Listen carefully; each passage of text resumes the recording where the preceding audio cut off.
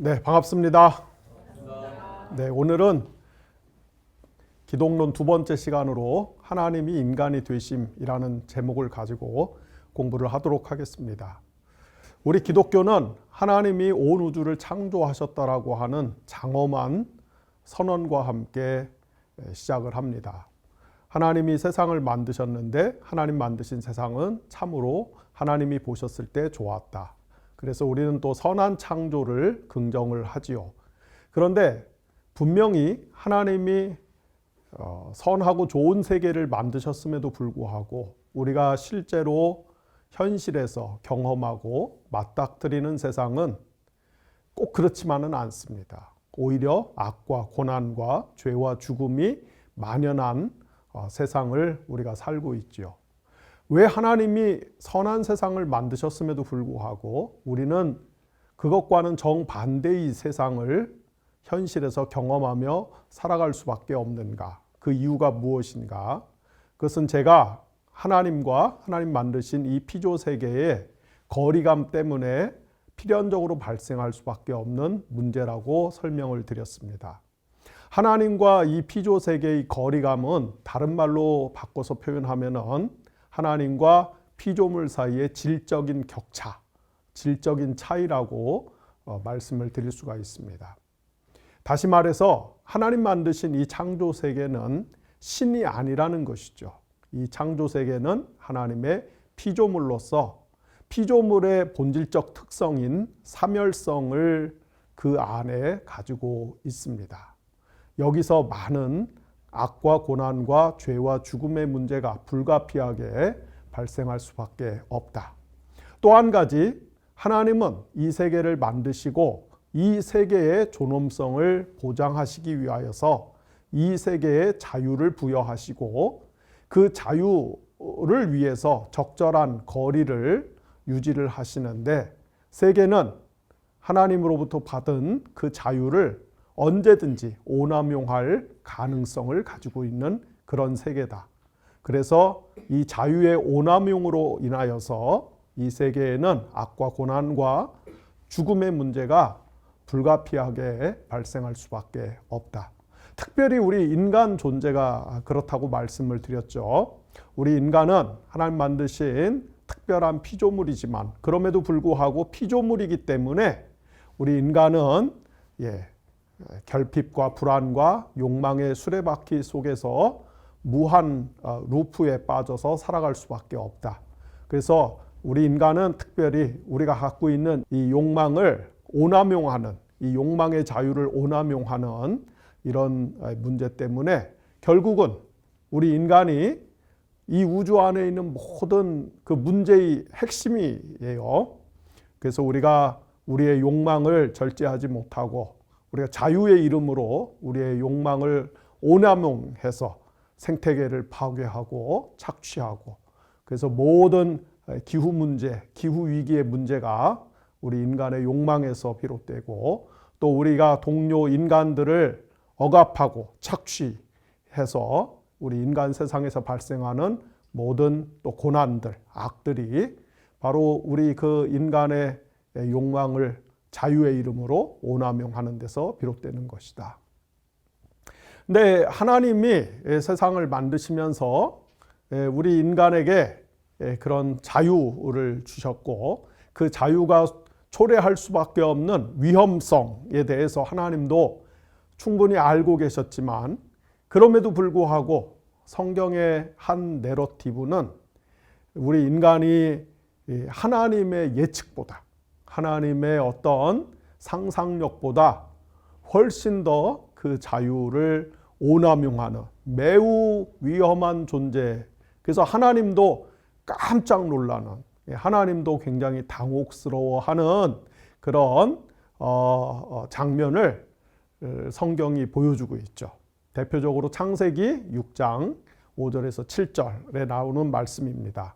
하나님이 인간을 창조하셨는데 그 인간이 하는 짓마다 죄를 짓고 하는 짓마다 악을 행하는 거예요. 그래서 인간의 이 죄와 악이 세상에 꽉 찼다.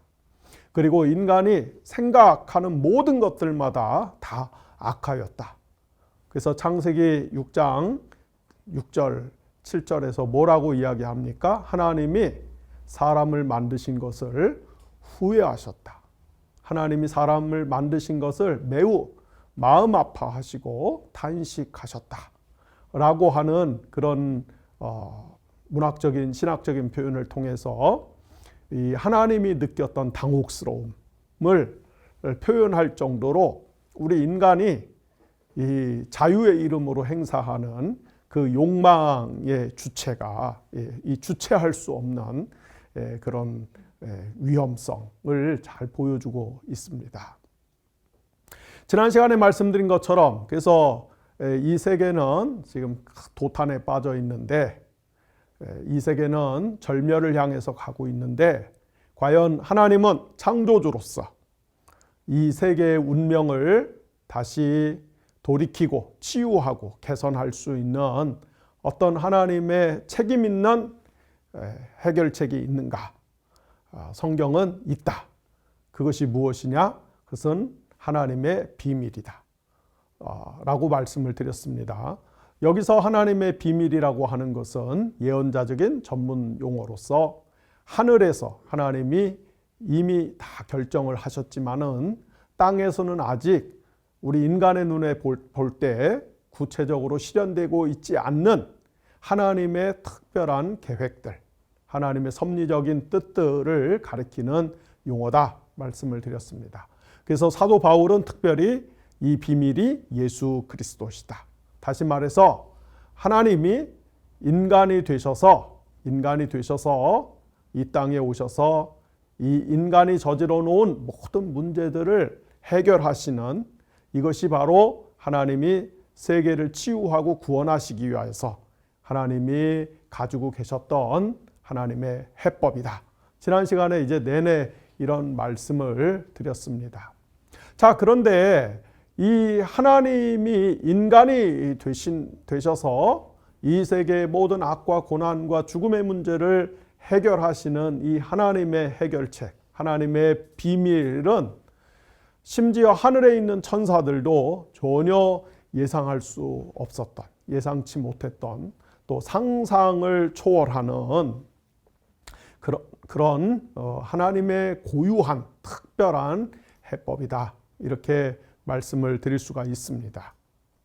우리가 구약 성경에 보면은 그 이스라엘이 범죄하고 그래서 하나님이 이스라엘의 범죄들을 해결하실 하나님의 계획들이 이렇게 파편 조각처럼 구약 성경 곳곳에 흩어져서 나오는 것을 볼 수가 있습니다. 그래서 우리가 그런 그 파편처럼 흩어져 있는 조각들을 다 끄집어 모아서 이제 조립을 하면은 어떤 하나의 큰 그림이 그려지는데요. 그것은 하나님께서 종말에, 역사의 종말에, 여기서 종말이라고 하는 것은 신학적인 용어인데 우리가 일반 역사, 일반 무슨 사회학, 뭐 자연과학 이런 데서 쓰는 종말은 정말 말 그대로 이 지구의 마지막, 인류의 마지막을 뜻하는 용어지만은 성경에서 이야기하는 종말은 그런 개념이 아니고 하나님의 구원이 충만하게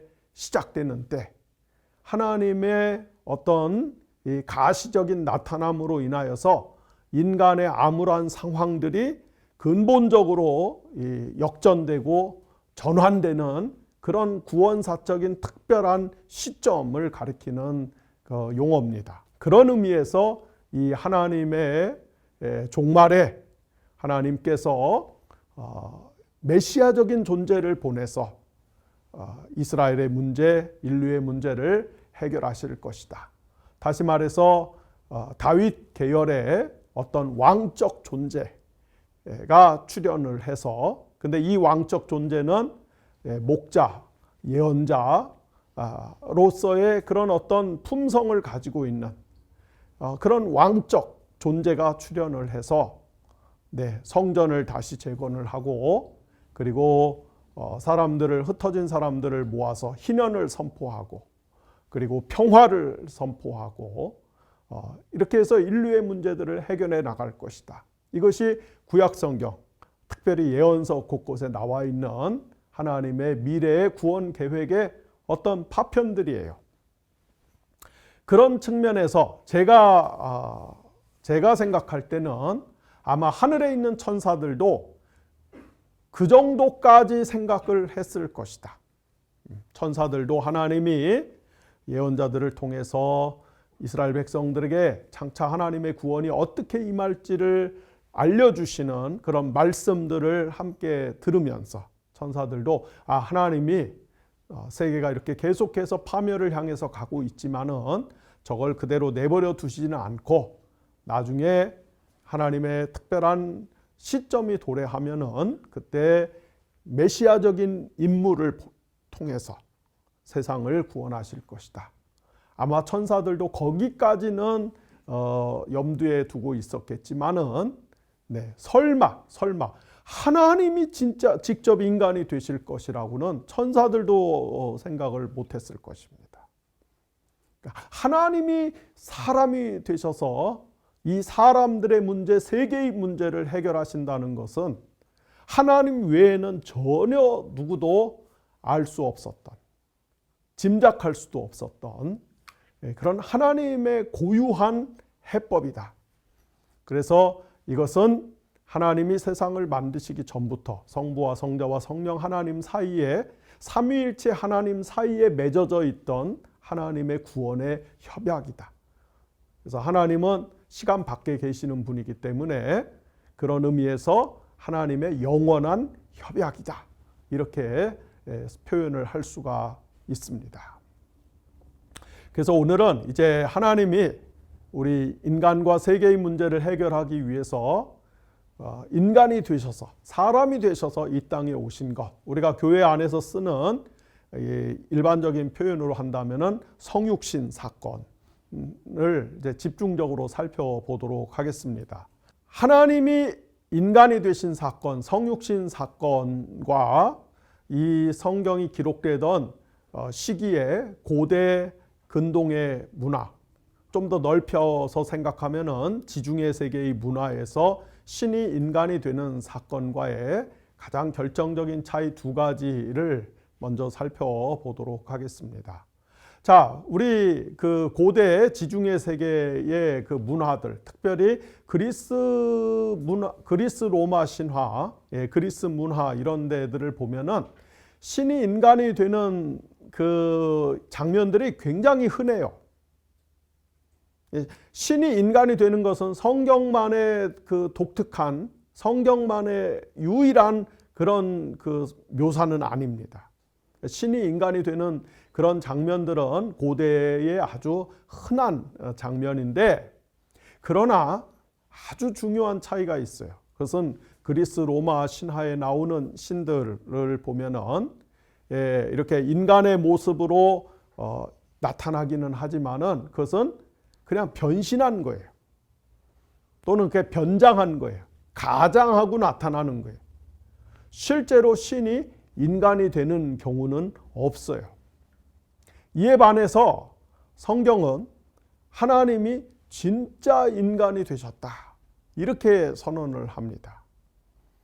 이 차이를 여러분들이 숙지를 하셔야만 합니다.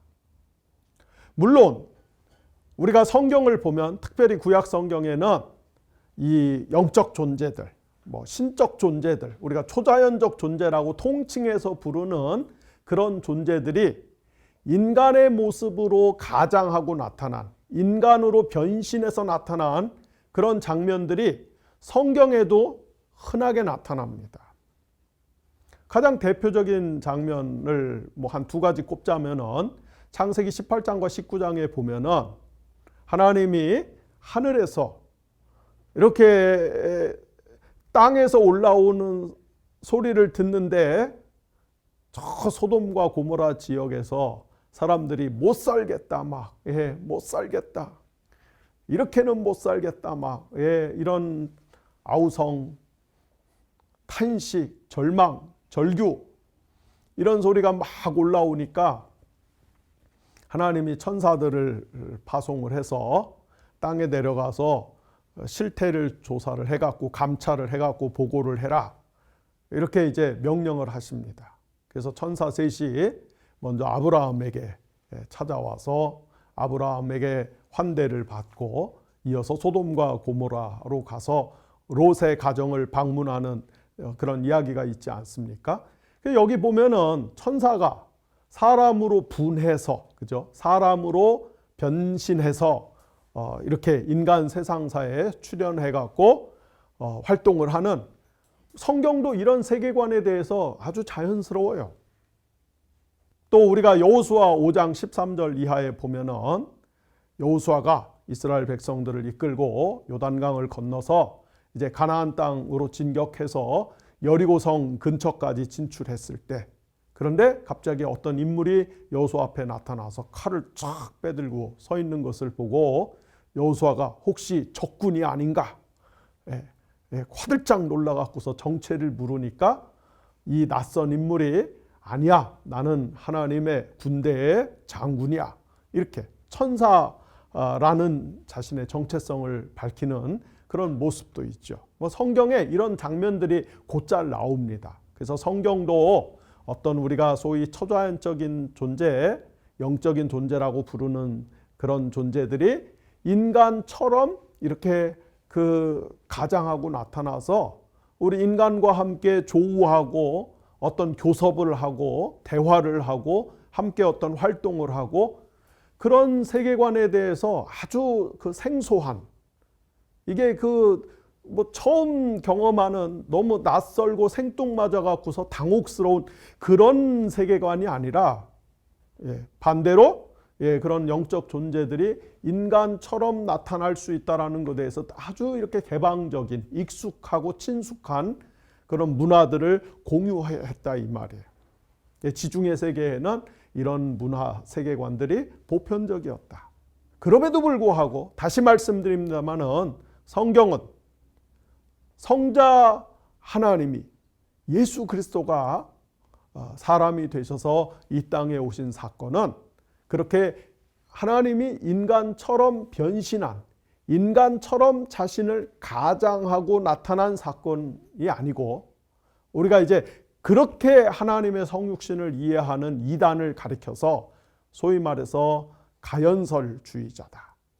가연설, 가짜로 위장하고 이렇게 나타나는 그런 성육신을 믿는 것이라 해갖고 우리가 교회사에서 이단으로 단호하게 배격하는 그런 해석들입니다. 그게 아니라 하나님이 진짜로 사람이 되셔서 오셨다 이 말이에요. 저하고 여러분처럼 똑같은 사람이 되셔서 이 땅에 오셨다 이 말입니다. 자, 성경을 두 군데만 한번 같이 읽어보겠습니다. 첫 번째로 요한일서 1장 1절과 2절을 여러분이 한번 같이 읽어보시겠습니다. 시작. 이들은 성경의 말씀에 관한 것입니다. 그것은 태초부터 계신 것이요, 우리가 들은 것이요, 우리가 우리의 눈으로 본 것이요, 우리가 자세히 살펴본 것이요, 우리가 손으로 만져본 것입니다. 이 생명이 나타나셨습니다. 우리는 그것을 보았습니다. 그래서 우리는 이 영원한 생명을 여러분에게 증언하고 선포합니다. 이 영원한 생명은 본래 아버지와 함께 계시다가 우리에게 나타나신 것입니다. 네, 요한 1서에 나오는 이 말씀은 요한 1서가 쓰여지던 이 공동체가 직면하고 있던 아주 중요한 이단과의 싸움에서 태동이 된 말씀입니다. 요한 1서 공동체가 직면했던 가장 큰 이단이 무엇이냐면은 제가 조금 전에 말씀드렸던 가현설주의자들이었어요. 이 고대 지중해 세계에는 바꿔 이야기하면은 그리스 문화가 지배했던 세계죠. 이 그리스 문화, 그리스 사상이라고 하는 것은 영혼과 육체를 날카롭게 나누고 영과 물질을 날카롭게 나누고, 그리고 영혼이 육체에 비해서 압도적으로 우위에 있는, 영이 물질에 비해서 압도적으로 고차원적인 가치를 지니고 있는, 바꿔 말하면은 이 육신이나 물질은 아주 열등하고 저급한 것이라고 천시하는 그런 세계관을 가지고 있던 세상입니다. 그래서 그리스 문화에 포획되어 있는 그 세계에서는 신이 이 열등하고 저급한 육체, 물질을 입고서 이 땅에 나타난다는 것은 이거는 상상할 수가 없는 일이에요. 소크라테스나 플라톤 같은 사람들의 생각 속에서 강하게 나타나는 아이디어 중에 하나가 뭡니까? 이 우리 사람의 몸은 감옥이다. 그래서 우리 영혼이 저 이데아의 세계에서 뭔가 잘못해갖고 이 지상으로 추락을 해갖고 우리 육체라고 하는 감옥에 갇혀서 평생 이렇게 수감 생활하는데, 구원은 우리 몸에서 탈출하는 건데 그 죽음을 통해서만 가능한 것이기 때문에 소크라테스가 독배를 그렇게 기쁘게 받아 마실 수 있었던 것도 그런 믿음을 가지고 있었기 때문에 그렇죠. 이 정도로 우리 사람의 몸을 조약하고 열등하게 간주했던 그런 세계에서 신이 인간이 된다. 이거는 말이 안 되는 것이다. 그것은 신이 인간처럼 그렇게 변신하고 가장하고 나타난 것뿐이지 실제로 인간이 된 것은 아니다. 이런 그 영지주의적 세계관에 영향을 받은 가연설주의자들이 예수님의 성육신을 아주 집요하게 격렬하게 반대하고 또 공격하는 그런 상황에서 이 요한일서를 쓴 저자는 예수님의 성육신을 변증하면서 그게 아니라 하나님이 진짜 인간이 되셨어. 이거를 어떻게 설명하냐면은 우리가 소위 말하는 이제 역사적 예수, 사람이 되셔서 이 땅에 오셔서 약 30몇 년 동안 실제로 이 땅에서 생활하셨던 그 예수, 우리가 신학에서 역사적 예수라고 부르는 그 예수님을 내가 그 예수님 제자였는데 내가 그분 봤어. 옆에서 봤어. 그분이 하는 말씀 내가 다 들었어. 그분하고 내가 동고동락했어. 근데 또 거기다가 뭐라고 이야기합니까? 여기 보니까 내가 손으로 만져봤어. 손으로 만져봤어.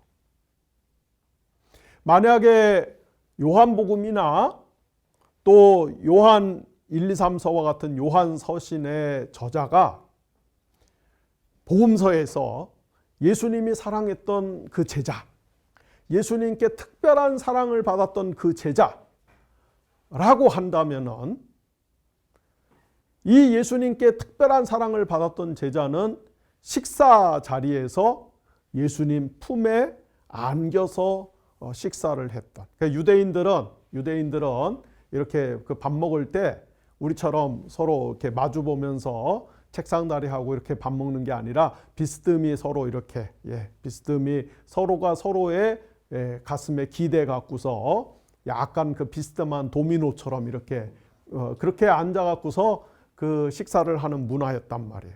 그래서 예수님이 사랑했던 이 제자는 예수님 품에 안겨서 식사를 하던 그 사람이에요. 그러니까 예수님하고 피부 접촉이 몸과 몸 사이의 접촉이 일상적이었던 제자입니다. 그 제자가 요한서신의 저자였다면은 지금 이 말이 너무 이게 실감 있는 거죠. 우리가 만져봤어 손으로.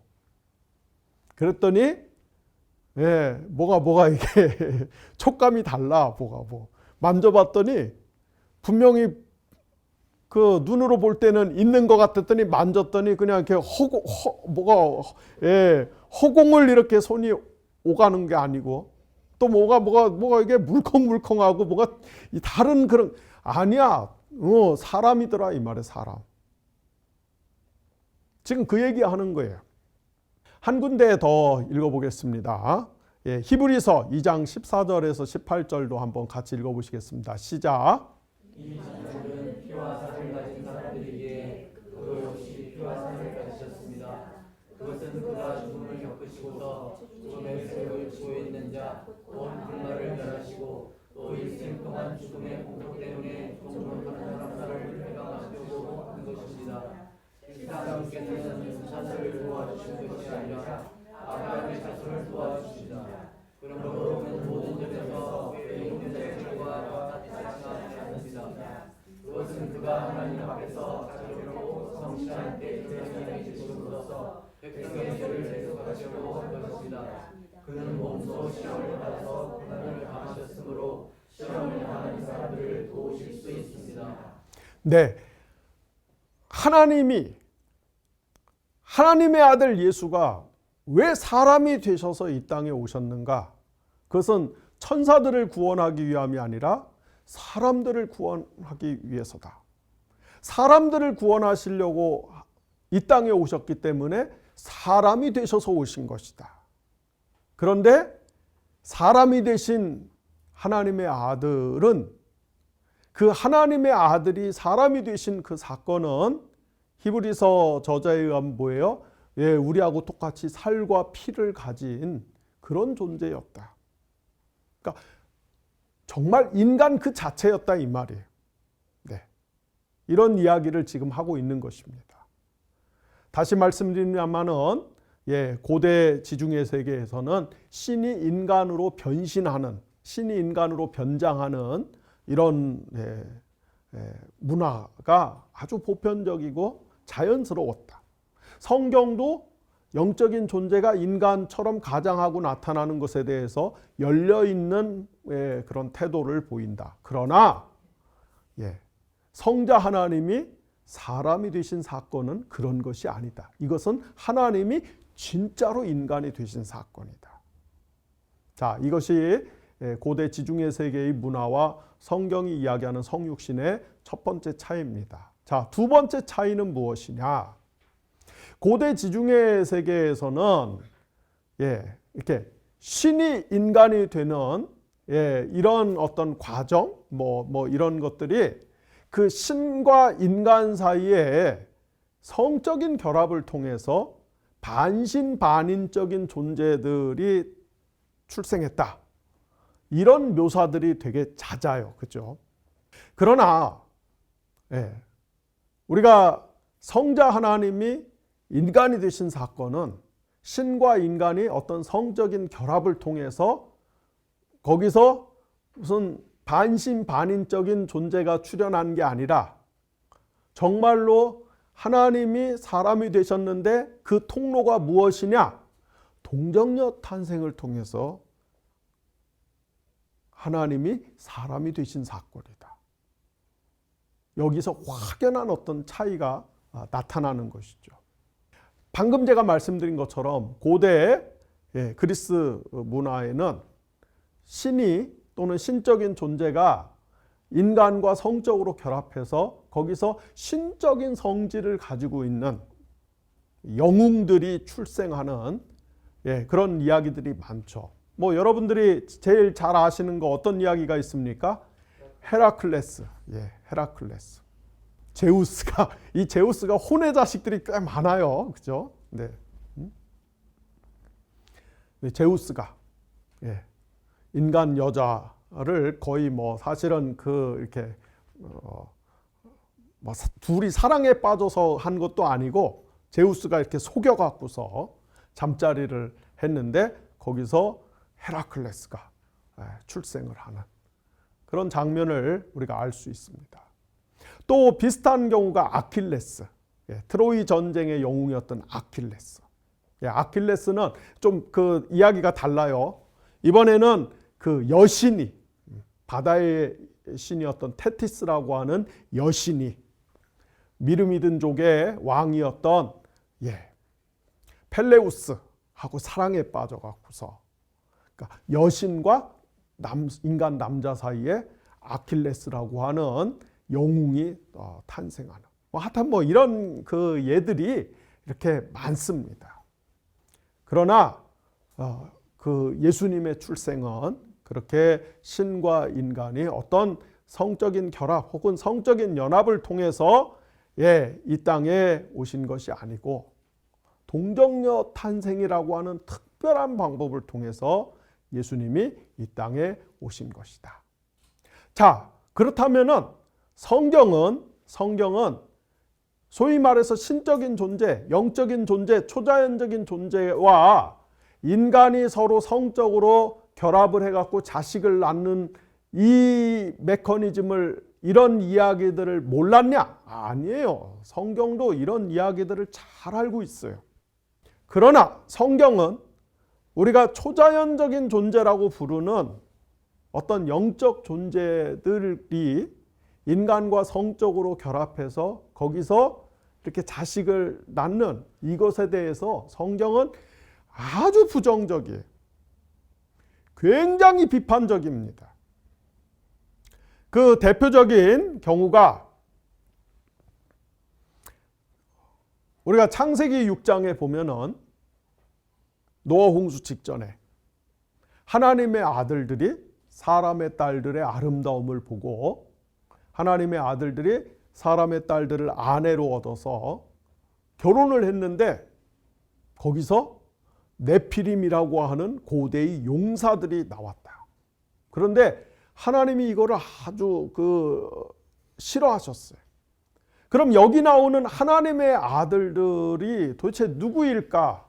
사람의 아들들은 또 누구일까? 저에게 성경을 가르쳐 주셨던 선생님들이 여기 나오는 하나님의 아들은 이 신자들이다. 하나님을 믿는 사람들이다. 그리고 사람의 아들들은 불신자들이다.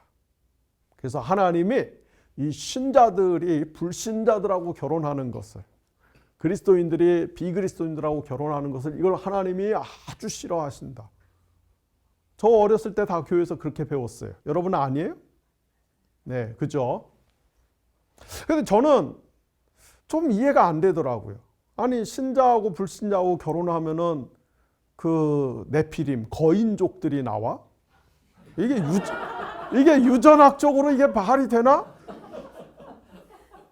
아니, 그러면 신자가 더 적극적으로 불신자하고 결혼해갖고 자식을 낳아서 이거 다 저 미국 NBA 농구 선수 이거 진출시키면 그래야 되는 거 아닌가? 뭐 저는 좀 삐딱해갖고 막 그런 의문이 들더라고요.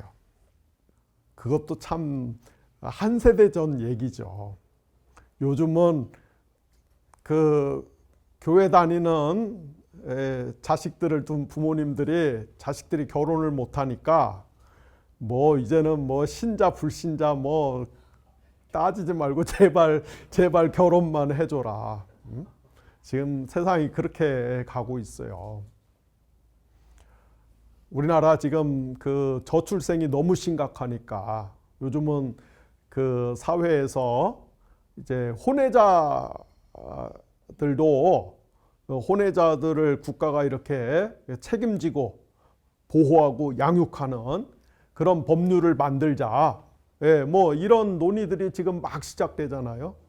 그래서 제가 이런 장면들을 보면은 아니, 동성애에 대해서는 그렇게 이 반발하고 싫어하는 교회가 아니 왜 혼외자 자식들 이런 문제에 대해서는 또 침묵해요?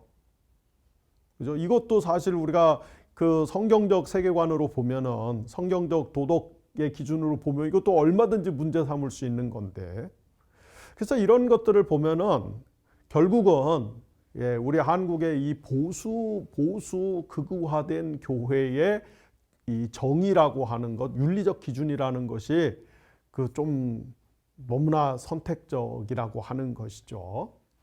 어쨌든 지금 이 세상이 흘러가고 변해가는 것들을 보면은 우리가 이 전통적인 교회의 도덕, 윤리로 이 1대1 대응하는 것이 정말 쉽지가 않습니다. 방금 말씀드린 것처럼 뭐 한 세대 전만 해도 창세기 6장에 나오는 하나님의 아들들을 다 뭐 그런 식으로 해석했는데, 이제는 뭐 해석의 어떤 정합성, 해석의 어떤 옳고 그름을 떠나서 현실적으로 설득력이 없다 이 말이에요. 뭐 지금 뭐 정말 뭐 교회를 다니든 안 다니든 결혼만 해줬으면 하는데, 그리고 교회 다니는 자식들이 그 결혼 상대로서 우리 사회에서 제일 인기가 없다는데 뭐 이거 어떻게 하겠어요? 자, 페이런하고 창세기 6장에 나오는 하나님의 아들들은 도대체 누구일까?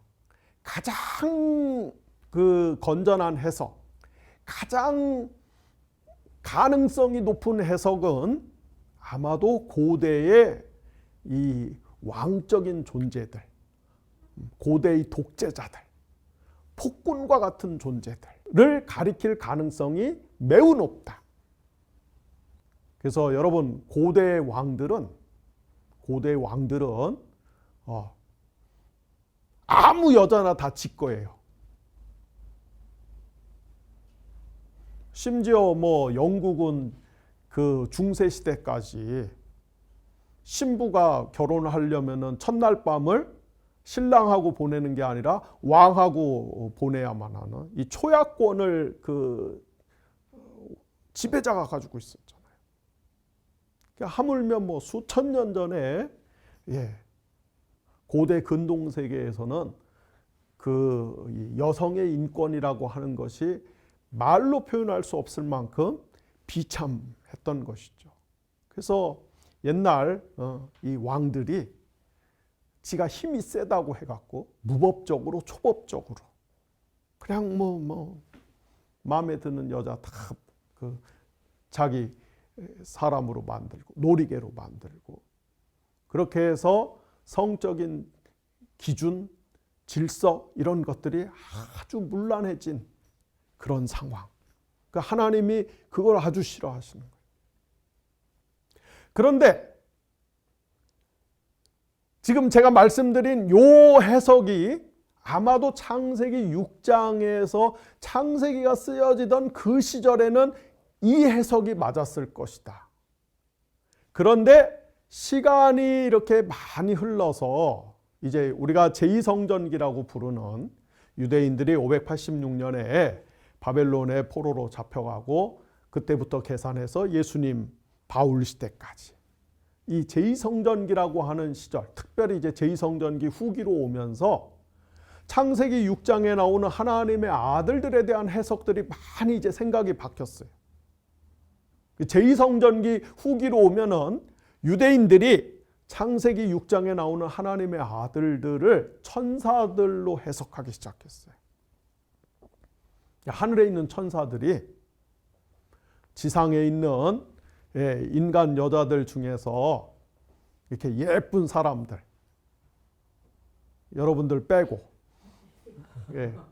여러분들하고 정반대의 사람들, 예쁜 사람들을 보면은 마음이 혹해갖고서는 그 자기 소유물로 삼고, 그래서 뭔가 관계를 맺고, 근데 거기서 또 자식이 태어나고. 예수님 시대에 오면은 이런 생각들이 유대인들 사이에서 아주 보편화됐어요. 이 천사가 인간 여자하고 관계를 맺어갖고 임신할 수 있는가? 근데 유대인들은 그렇게 믿었어요. 그래서 심지어 바울도 고린도전서 11장에 보면은 바울도 예배 시간에 여자들이 면사포 너울을 쓰고서 예배를 드려야 된다. 왜냐하면은 예배에 하늘의 천사들이 여기 와서 신자들하고 같이 예배를 드리는데 그때 여러분들은 면사포 안 써도 될 것 같아. 근데 이제 예쁜 사람들 우리 면사포 안 쓰고 앉아 있다가 이게 천사가 혹해 갖고서 또 죄를 지을 수 있기 때문에 꼭 너울을 써야 된다. 바울이 그런 얘기도 한다니까요. 만약에 그런 세계관이 과학적으로도 사실이라면은 천사들이 오늘날에도 성당은 절대 안 갈 것 같아요. 그러니까 성당은 지금도 다 너울 쓰고 있잖아요. 다 그 개신교 예배당으로 올 것 같아. 자, 이제 뭐 약간 농담처럼 얘기하지만은 2000년 전에 유대인들은 정말 그렇게 생각했다 이 말이에요. 그래서 베드로후서 2장 4절 이하 또 유다서 6절에 보면은 지금 제가 말씀드린 이 해석을 그대로 받아들여 갖고 창세기 6장 당시에 노아 홍수 직전에 하늘의 천사들이 인간 여자들하고 결혼해 갖고 자식을 낳아서 하나님이 화가 이빠이로 나갖고 하나님이 막 정말 화가 너무 나갖고서는 그때 범죄한 천사들을 다 저기 무적행에 가둬놨다. 아니, 베드로후서 2장 4절 이하와 유다서 6절에 정말 그 말씀이 나온다니까요. 범죄한 천사들을 하나님이 깊은 구렁텅이에 가둬놨다. 그러니까 성경이 어떤 영적 혹은 초자연적인 존재가 우리 인간과 성적으로 썸을 타갖고 거기서 자식이 탄생할 수 있다는 것에 대해서 성경이 전혀 모르는 게 아니에요. 모르는 게 아니에요. 그런 세계관에 대해서 아주 친숙해. 그러나 다시 말씀드립니다마는 실제로 그런 것에 대해서는 성경이 아주 비판적이다. 굉장히 그것을 책망하고 배격한다. 이것을 우리가 이해를 할 필요가 있습니다. 하나님의 아들이신 성자가 인간이 되신 사건은 그렇게 무슨 그 인간 여성과 성적인 결합을 통해서 사람으로 오신 그 사건이 아니라는 것이죠. 성경은 이건 철저하게 동정녀 탄생이다. 결혼하지 않은 처녀 여성의 몸을 통해서 하나님이 사람이 되셔서 이 땅에 오신 사건이다. 성경은 그걸 아주 강력하게 진술합니다. 누가복음 2장에 보면은 가브리엘이 마리아를 방문합니다. 그리고 네가 이제 그 메시아적 인물을 임신하고 출산하게 될 것이다. 수태고지를 하죠. 그랬더니 마리아가 뭐라고 화들짝 놀라갖고 뭐라고 반문합니까? 이 무슨 말도 안 되는 이 무슨 망발이야. 그러면서 마리아가 뭐라고 이야기해요? 내가 남자를 알지 못하는데. 히브리 문화에서 알다라고 하는 동사는 관계적 개념입니다. 오늘날 우리는 서구 문화의 강력한 세례를 받아서 뭘 안다, 뭐 지식 그러면은 인식론적인 개념으로 내가 특정한 대상으로부터 필요한 정보를 끄집어내서 그것을 내가 소유하는 것으로 생각하는데 히브리 문화에서 성경 문화에서 알다라고 하는 것은 그게 아니라 둘이 서로 하나가 되는 것. 그래서 인격적으로 서로에게 참여해서 하나가 돼서 거기서 비롯되는 지식들을 뜻하는 개념입니다. 그러니까 마리아가 내가 남자를 알지 못한다. 이 말은 남자하고 성관계를 한 번도 안 해봤다는 뜻이에요. 그런데 천사가 애를 낳을 거라고 그러니까 얼마나 당황스럽겠어요. 아마 이때 마리아의 나이가 11살에서 13살 정도 사이였을 거예요. 왜냐하면 예수님 시절에 소녀들이 이제 약혼을 하고 결혼을 하는 나이가 그 정도거든요. 천사가 이제 마리아를 설득하죠. 그랬더니 마리아가 뭐라고 그래요? 내가 주님의 종이니까 주님의 뜻대로 내가 순종하겠습니다. 이 대목에 가서 우리가 마리아가 대단한 사람이었던 거죠. 아니 한 12살짜리가 뭘 안다고. 제가 주님의 종이오니 주의 뜻대로 되리이다. 여러분은 50, 60 먹어도 이 주의 뜻이 뭔지를 모르는데 마리아가 정말 대단한 거예요. 그래서 마태복음 1장으로 오면은 이제 마리아가 그래서 아이가 생겼어요. 근데 마리아에게 약혼자가 있었죠. 요셉이 보니까 아니 저것이 나하고 손도 한 번도 안 잡았는데 배가 막 불러와. 근데 이 요셉이 사람이 아주 또 괜찮은 사람이었어요. 그래서 소리 소문 없이 이렇게 끊으려고 했는데 이때도 천사가 요셉에게 찾아가서 꿈에 이제 자초지종을 가르쳐주고 마리아를 데려오라고 그러죠. 그래서 요셉이 또 순종을 해요. 그리고 마리아를 데려와서 예수님을 낳을 때까지 잠자리를 일체 같이 하지 않죠. 그래서 예수님이 처녀의 몸에서 이 땅에 오신 거예요.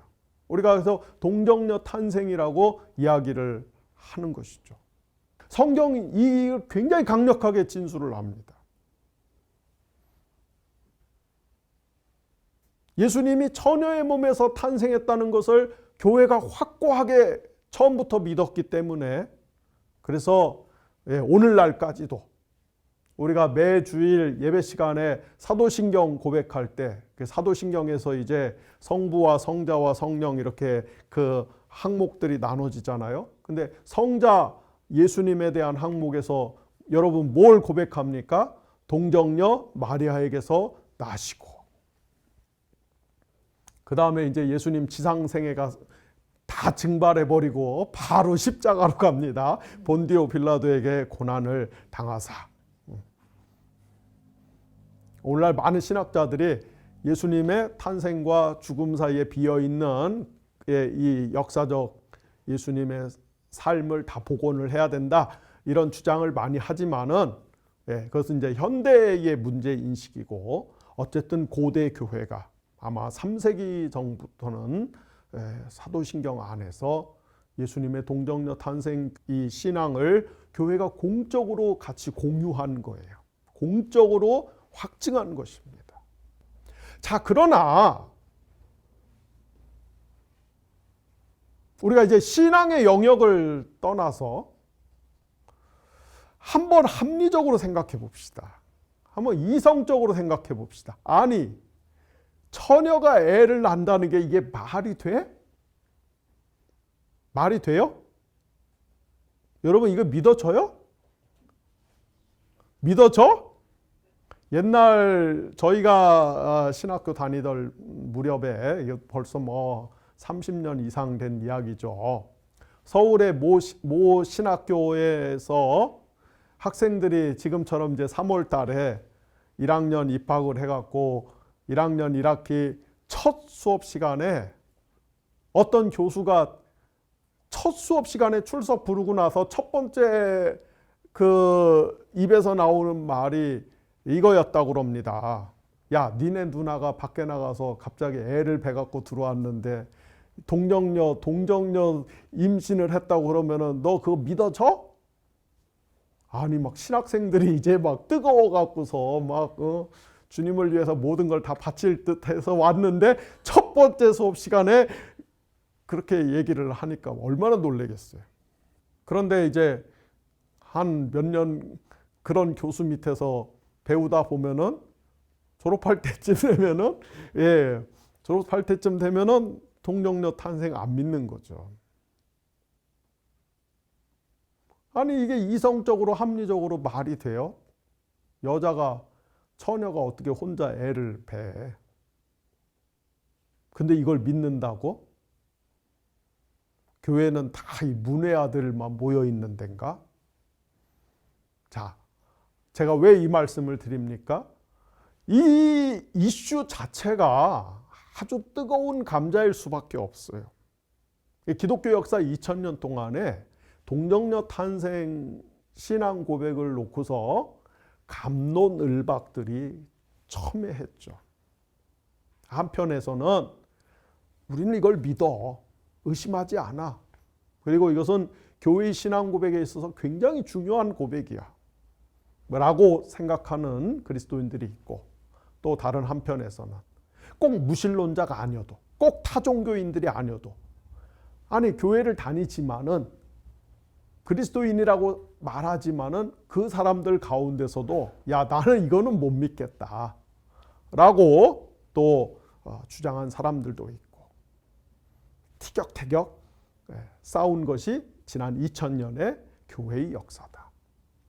예수님이 동정녀에게서 처녀에게서 태어났다라는 이 의심스러운, 이거 정말 이거 믿어야 되나? 이 의심스러운 이 사건은 사실은 예수님 시대에도 계속 예수님을 따라다니면서 괴롭혔던 문제였던 것 같아요. 예수님이 소위 말해서 사생아 논란에서 자유롭지 못했던 것 같아요. 마가복음 6장 3절에 보면은 예수님이 이제 자기 고향에 가서 이렇게 설교를 하는데 그 고향 사람들이 예수님을 막 배척을 해요. 배척을 해. 그러면서 마가복음 6장 3절에 보면은 예수님 고향 사람들이 예수님을 배척하면서 뭐라고 이야기하냐면은, 야, 쟤가 저놈이 마리아의 아들이 아니냐. 그리고 제 형제들을 우리가 다 아는데, 제 동생들 다 우리가 아는데, 뭐 야고보, 시몬, 유다, 요셉, 누이들도 우리가 다 아는데, 아니 무슨 저놈이 갑자기 지가 무슨 메시아라고 저러고 떠들고 다녀. 이 말이 돼? 그래서 예수님이 오히려 고향에서 굉장한 반대와 배척에 직면하죠. 자, 그런데 여기서 우리의 그 눈길을 끄는 대목이 하나 있어요. 예수님을 가리켜서 마리아의 아들이 아니냐. 그러니까 원래 유대인들은 자기를 소개할 때 항상 아버지, 우리 아버지의 아들이에요.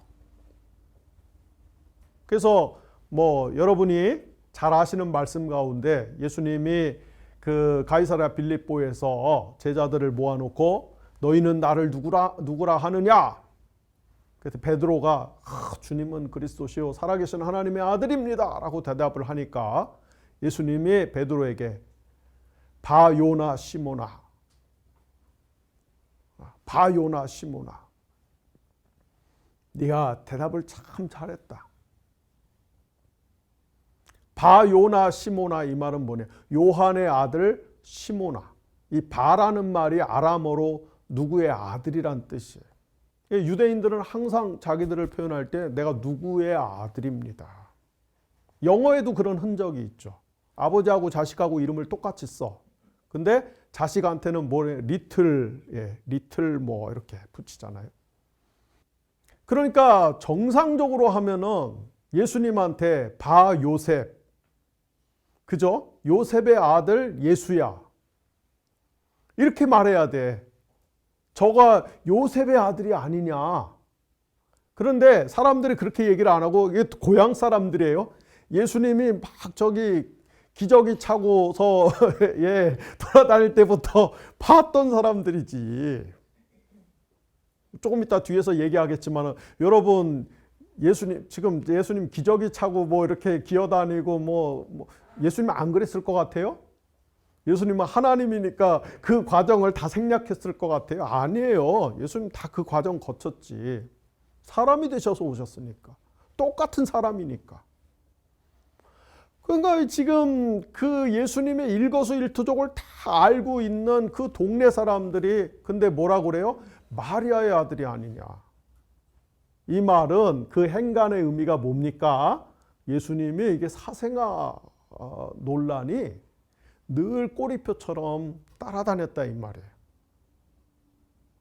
아버지가 누군지 진짜 아버지가 누군지 이게 문제야 이게.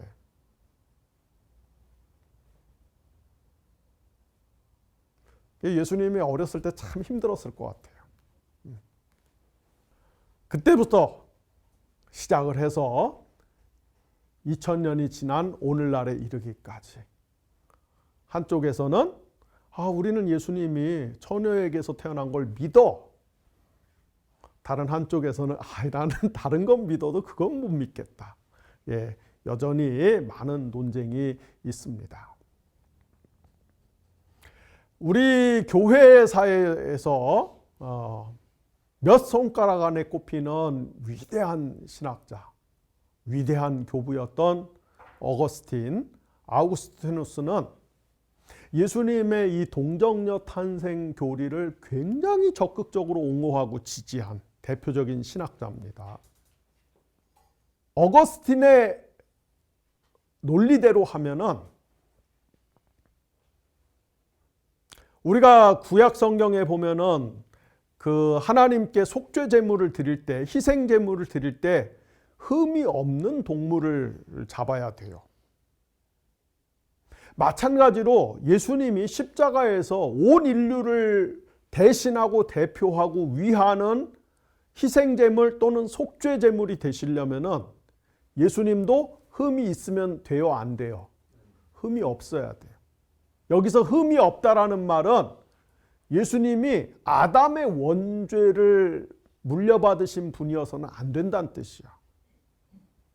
예수님이 아담의 원죄를 우리처럼 물려받아서 똑같이 우리처럼 죄인이면은 아니 그분이 어떻게 십자가에서 우리를 대신해서 속죄제물이 될 수 있겠어요? 예수님이 진정한 참된 희생제물이 되시려면은 아담의 원죄에서 자유로운 분이어야 돼. 상관없는 분이어야 돼요. 그런데 아우구스티누스는 이 사람의 이제 가장 대표적인 오류 중에 하나입니다. 아담의 원죄가 부부간의 성관계를 통해서 거기서 자식이 출생하면은 그 성관계를 통해서 계속 원죄가 유전된다고 생각했어요. 그래서 아우구스티누스는 이 부부의 이런 그 성적 관계에 대해서 굉장히 부정적이었죠. 이건 아무 사실 근거가 없는 거예요. 그냥 아우구스티누스가 그렇게 생각한 거예요. 어쩌면 본인이 10대 시절에 아주 문란한 그런 여성 편력 관계들이 있었기 때문에 나중에 회심하고 나서 그것에 대해서 지나친 어떤 반작용이 있었던 것이 아닐까 추측을 해볼 수 있겠습니다. 그래서 아담의 원죄가 부부간의 성관계를 통해서 계속해서 후대에게 유전이 되기 때문에 남녀간의 성관계를 통해서 이 땅에 오는 인간은 그 어떠한 인간도 인류를 속죄할 수 있는 희생 제물이 될 수 없어요.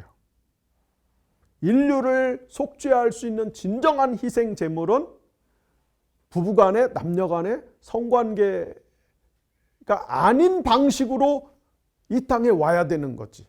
그 방법이 뭐예요? 동정녀 탄생밖에 없는 거죠. 그래서 아우구스티누스는 그런 이유로 동정녀 탄생 이 신앙 고백을 굉장히 강력하게 옹호했던 사람입니다. 그러나 다시 말씀드립니다마는 원죄가 무슨 이렇게 그런 부부간의 잠자리를 통해서 유전된다. 이것은 전혀 근거가 없는 말이다. 자, 또 한 가지. 이제 우리는 이제 개신교 전통에 있는 사람들이고, 우리와 먼 친척 뻘 되는 이제 가톨릭에서는 그 또 이 마리아를 굉장히 중요하게 생각하죠. 그래서 가톨릭에서는 마리아 무음수태설 그리고 마리아 승천설을 주장하기까지 합니다. 그러니까 마리아 무음수태설은 뭐냐? 마리아가 아담의 원죄가 없이 예수님을 잉태하고 출산한 것이다.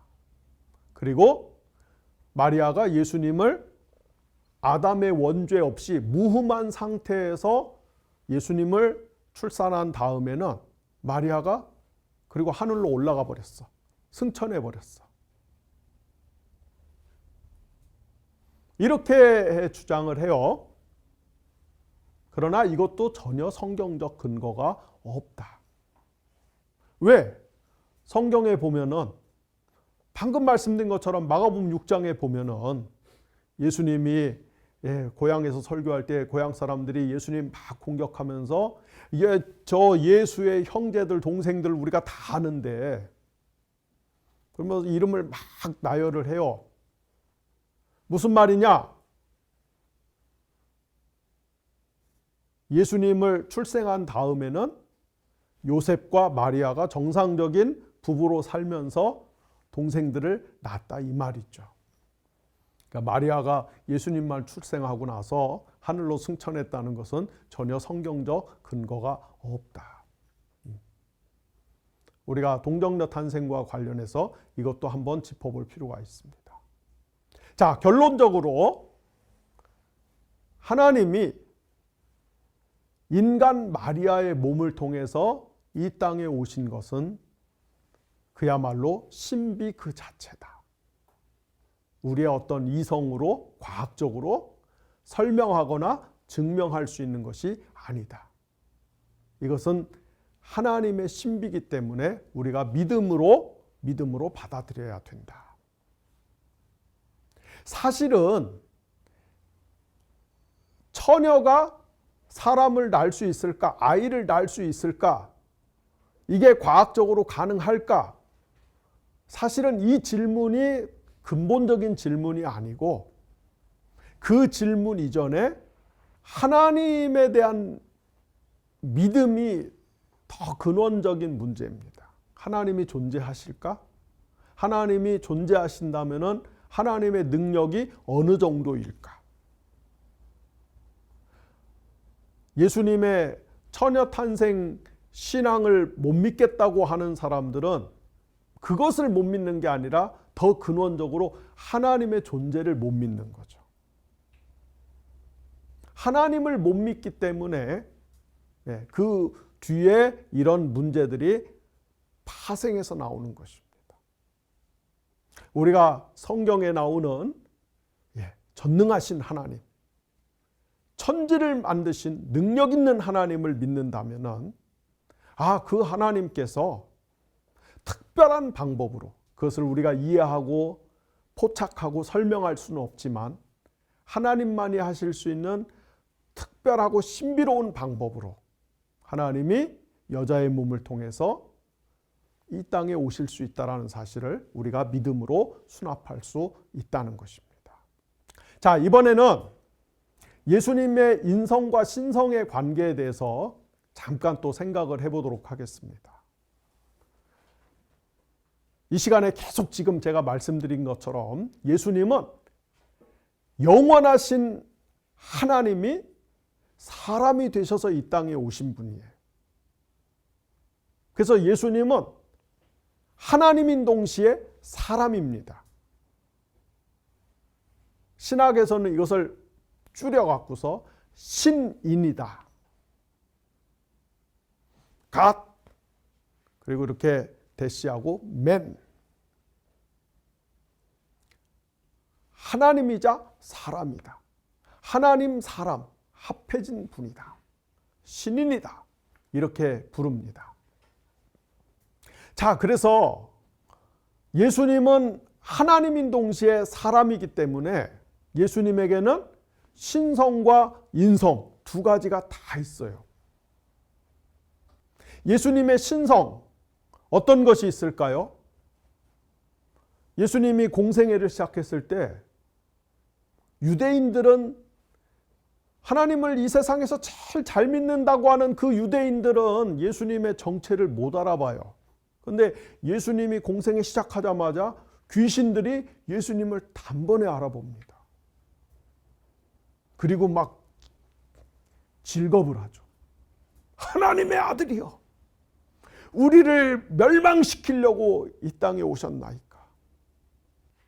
또 예수님은 마귀로부터 계속해서 시험과 유혹을 당하시지만은 한 번도 거기에 넘어가지를 않아요. 이런 것들을 보면은 예수님에게 우리 인간하고 다른 특별한 어떤 성질이 있으신 거죠. 반면에 예수님은 또 참 인간이에요. 그래서 졸리니까 피곤하니까 세상 모르고 그냥 골아떠져 막 주무셔. 또 배가 고프니까 막 그냥 막 우걱우걱 먹어. 뭐 이런 거. 희노애락의 감정을 다 표현하는 거. 예수님 인간이신 거죠. 하나님으로서 예수님은 아주 비범한 어떤 지식과 통찰력을 보여주시죠. 마태복음 17장에 보면은 예수님이 제자들과 함께 가버나움에 갔는데 그곳에서 성전세를 징수하는 사람들이 베드로를 붙잡고 시비를 걸었어요. 야, 왜 너희 선생은 성전세를 안 내냐?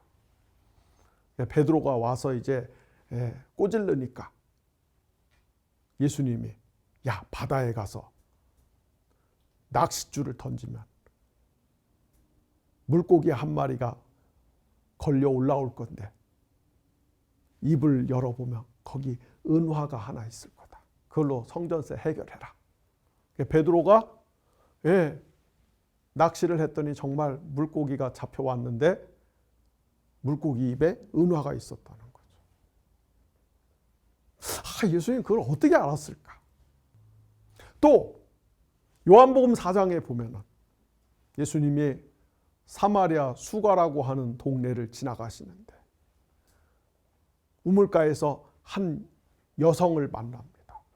그래서 뭐 물을 주네 못 주네 막 티격태격 하다가 예수님이 가서 남편 데리고 와 그랬더니 이 여자가 나는 남편이 없어요. 남편이 없는 사람한테 무슨 남편을 데리고 오라고 그럽니까?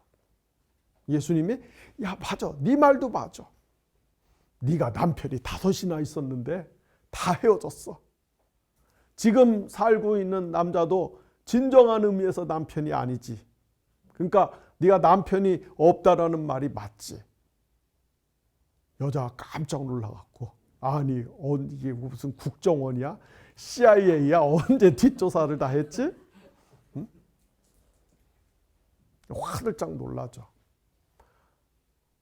이런 걸 보면은 예수님이 우리와는 뭔가 질적으로 다른 능력을 갖고 계신 분이에요. 그런데 정반대의 장면도 있죠. 마가복음 5장에 보면은 예수님이 길을 가시는데 많은 군중들이 예수님 주변에 몰려들었는데 그때 12년 동안에 이 하혈이 멈추지 않는 혈루병, 하혈이 멈추지 않는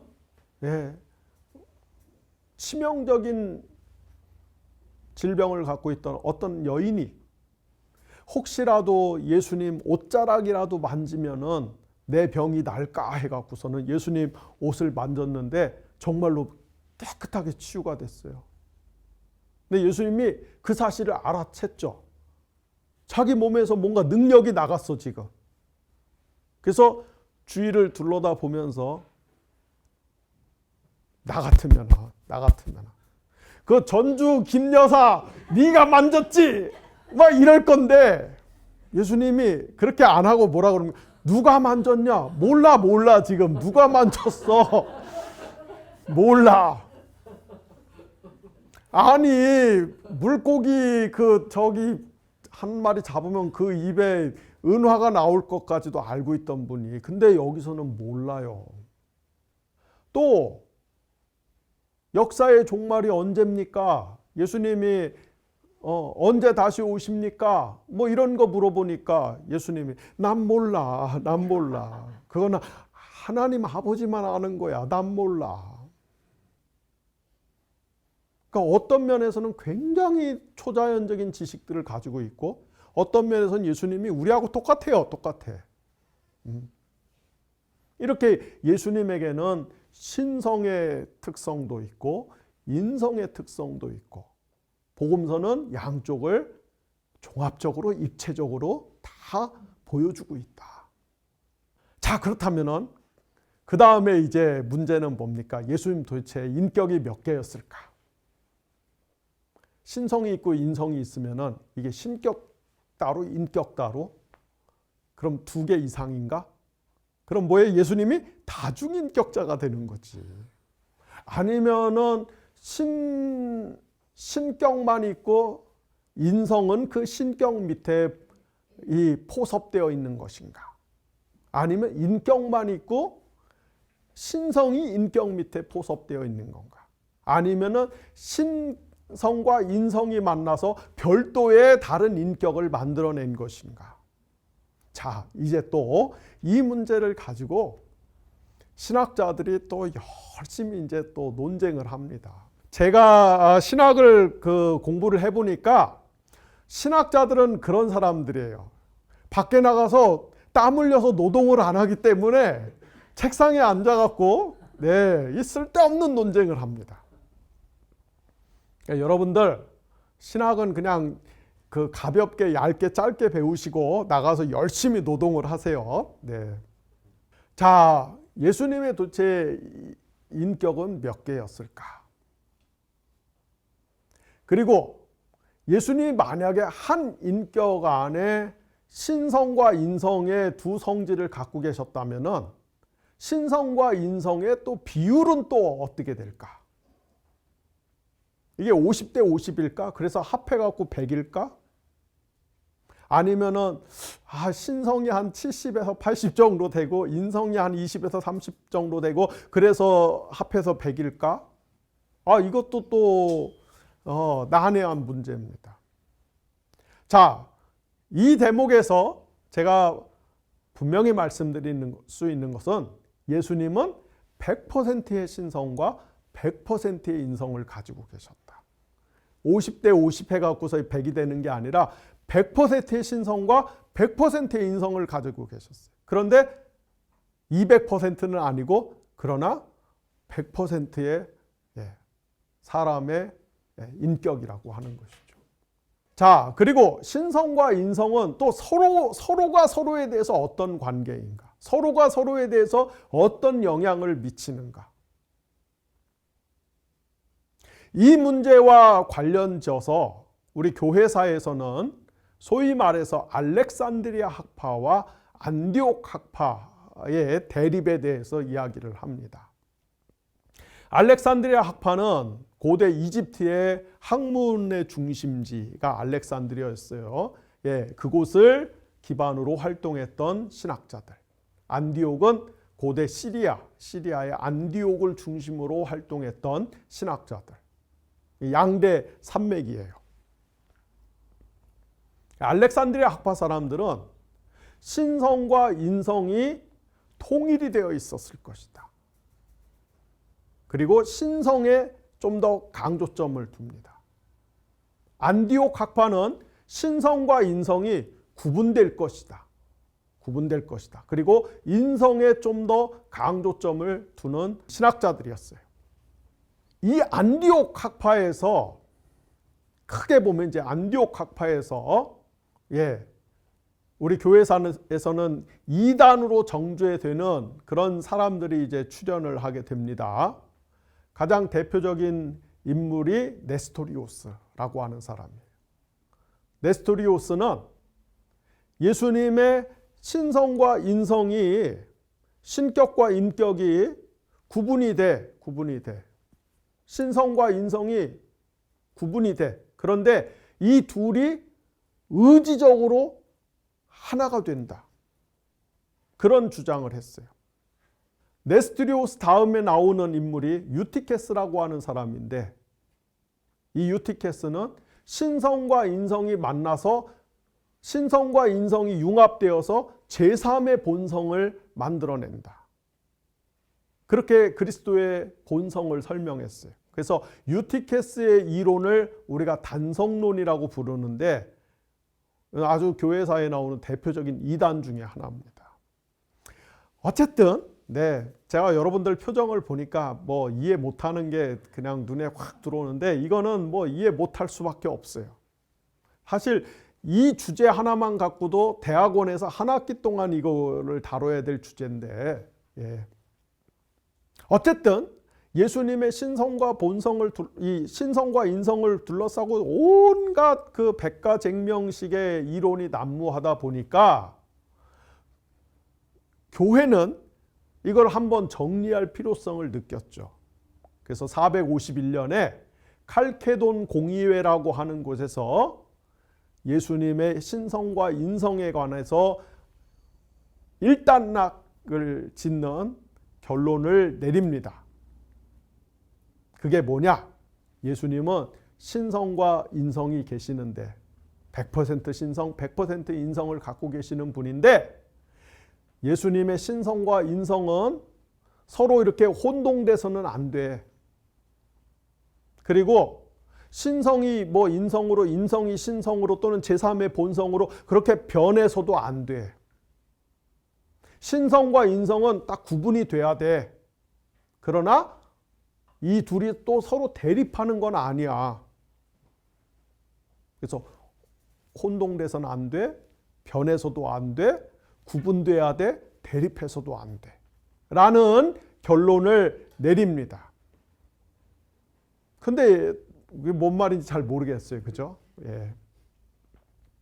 그 이후에 이제 종교개혁 시대에 와서 루터, 칼뱅, 양대 이제 산맥이 갈라지면서 루터파에서는 신성과 인성이 이른바 속성의 교류라고 해서 신성과 인성이 구분이 되지만은 그러나 신성이 인성에 스며드는 방식으로 작동을 한다.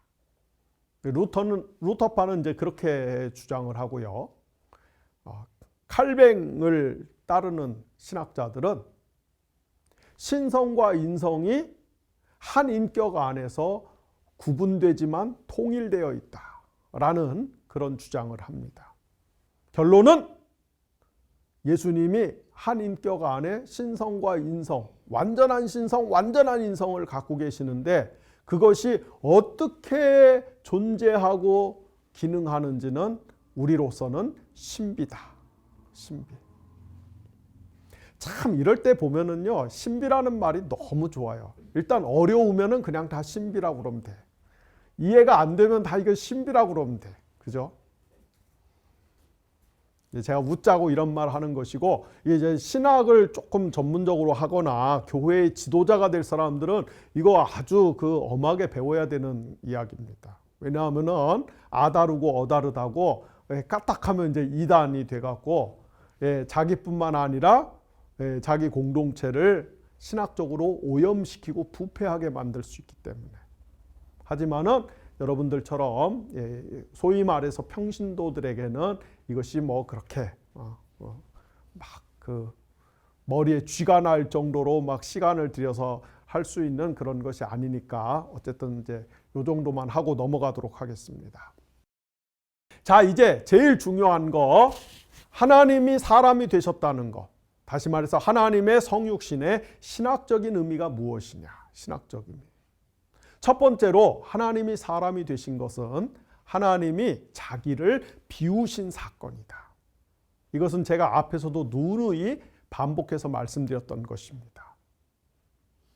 하나님이 태초에 세상을 만드실 때 자기를 비우고 자기 안에 공간을 만드시고 세상을 만드신 것처럼 하나님이 그 고장난 세상을 치유하고 회복하고 구원하시기 위하여 사람이 되셔서 이 땅에 오신 사건도 하나님이 자기를 비우신 사건이다. 특별히 바울이 이 점을 굉장히 강력하게 이야기하죠. 그래서 고린도 후서 8장 9절에서는 바울은 하나님이 사람이 되신 사건을 하나님이 가난해지신 사건이다. 이렇게 표현을 합니다. 바울의 용어를 그대로 소개를 하면은 하나님은 충만하신 분인데 하나님은 부요하신 분이신데 우리 인간들을 위해서 자기를 다 비웠기 때문에 가난해지신 분이죠. 왜? 가난한 우리 인간들을 하나님의 충만함으로 이끄시기 위해서. 그게 구원인 것이죠. 그러니까 하나님이 우리 인간을 구원하시기 위하여서 하나님이 자기를 다 비우고 가난해지신 사건이다. 성육신을 그렇게 표현합니다. 자, 또 빌립보서 2장 7절에서는 성육신을 하나님이 낮아지신 사건이다. 낮아지신 사건이다. 이렇게 표현합니다. 하나님이 자기를 비우고 낮아지신 사건이다. 어느 정도로 낮아지셨냐? 종의 자리에까지 내려오신 사건이다. 창조주가 종이 되셨다는 거예요. 이해를 돕기 위해서 우리가 신학적으로는 하나님이 자기를 비워서 충만함에서 가난함으로 높은 곳에서 낮은 곳으로 내려온 것은 하나님이 이 무한한 질적 하강을 감행하신 사건이 신학적으로는 그렇게 이야기할 수 있어요. 그러니까 그림 언어를 통해서 설명하면은 제가 생각해 봤는데 2018년에 우리나라에도 소개가 됐던 영화 앤트맨과 와스프로 설명을 해보려고 합니다. 기존의 이 그 슈퍼 히어로 이 시리즈들은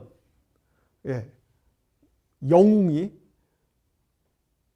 위기에 빠진 지구와 인류를 구원하기 위해서 더 커지고 더 힘세지고 더 강해지는 그런 성격을 띄었다면은 이제 그렇게 해서 만들어낸 슈퍼 히어로들은 이제 다 그 아이디어가 고갈이 된 거예요. 그래서 이제 역발상 더 작아져 갖고서 그 작아진 존재가 세상을 구원하는 거지. 그렇게 해서 등장한 것이 2015년에 앤트맨 1, 2018년에 앤트맨 2. 그래서 여러분, 이게 얼굴을 보니까 여러분들은 뭐 영화를 안 보시는군요. 늘 기도하고, 늘 금식하고, 늘 말씀 묵상하고, 가끔 영화도 보십시오. 앤트맨은 주인공이 지구를 구하기 위해서 벌레 수준까지 작아지는 거잖아요. 근데 앤트맨 2에 가면은 벌레 수준 정도가 아니라 원자보다 더 작아지는 거죠. 소련에서 미사일을 쐈는데 그 미사일을 해체하기 위해서 과학자가 원자보다 더 작아져 갖고서 그 미사일 안에 들어가서 미사일을 해체하는 데는 성공했는데 양자의 세계에 갇혀서 빠져나오지를 못해 갖고 그 과학자를 구출하기 위해서 이 주인공이 마찬가지로 원자보다 더 작아져 갖고 그 원자의 세계에 들어가서 거기서 이제 세상을 구원한다는 그런 이야기입니다.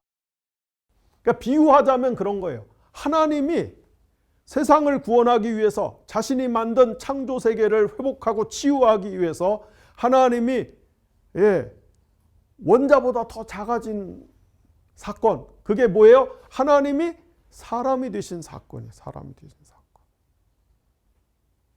하나님의 자기 비움의 사건이다.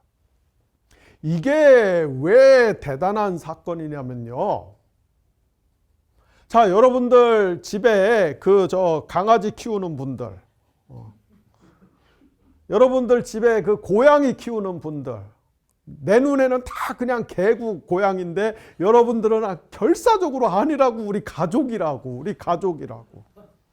자, 그런데 여러분, 하나님이 여러분이 그렇게 끔찍하게 사랑하는 개와 고양이를 하나님이 여러분에게 천국에 데려가는 비법을 오늘 제가 새벽 3시에 기도하는데 하나님 저에게 가르쳐 주셨어요. 그래서 제가 그 비밀을 여러분과 공유하고자 합니다. 새벽 3시부터 가슴이 뛰어갖고 견딜 수가 없었어. 빨리 그 날이 밝아서 여러분들을 만나서 내가 이 비밀을 가르쳐 줘야지. 자, 오늘 이제 여러분들이 나의 이야기를 듣고 여러분의 개와 고양이를 천국에 같이 동반할 수 있는, 동행할 수 있는 그런 이제 길이 이제 열릴 겁니다. 하나님이 오늘 새벽에 저에게 가르쳐 주신 계시의 내용은 무엇이냐? 여러분이 사랑하는 강아지와 고양이를 구원하기 위해서 여러분이 강아지와 고양이가 되면 된다는 거예요. 여러분이 이제 삼시세끼 금식을 하고 주님, 제가 우리 집 민키를 위해서, 우리 집 아무개를 위해서 개가 되겠습니다. 그러면 이제 개가 된다는 거예요. 안 믿어져요? 내가 오늘 계시로 받았다니까 안 믿어져요? 자, 만약에 하나님이 여러분들어 네가 그렇게 개를 좋아하고 고양이를 좋아하는데 그래 내가 이제 네 마음 접수했다. 그래 너 집에서 키우는 그 애완동물들 천국에 같이 너랑 데리고 와라. 그러면서 여러분 보고 개 고양이가 되라고 그러면 자, 개 고양이 되실 분들 손 들어 보세요. 한 사람도 없죠. 한 사람도 없죠. 아무리 민키가 이뻐도 개를 구원하기 위해서 개가 돼야 돼. 야, 그건 상당히 고민을 해봐야 돼. 고민할 가치도 없는 거예요. 그렇죠? 아니 뭐 아무리 반려견 반려묘가 예쁘다고 해서 내가 고양이가 되고 개가 될 사람이 누가 있겠어요? 하물며 하나님이 여러분들어 온 세상을 구원하기 위해서 네가 바퀴벌레가 되라. 그러면은 바퀴벌레가 되겠어요? 자, 우리 인간과 바퀴벌레 정도의 그 질적 격차, 무한한 거리감이 바로 창조주 하나님과 우리 인간 사이의 질적 격차를 설명할 수 있는 그림 언어입니다. 근데 하나님이 이 세상을 구원하시기 위하여서 그 무한한 질적 격차를 감수하고 엄청난 위험 부담이 따르는 모험을 감행하신 거예요. 그게 성육신 사건이에요. 이걸 바울은 하나님이 자기를 다 비우고 낮아지신 거다. 하나님이 자기를 다 비우고 가난해지신 사건이다. 그렇게 설명하는 거예요. 자, 두 번째, 하나님이 사람이 되신 사건은 하나님이 이 물질 세계를 초긍정하신 사건이라는 것이죠.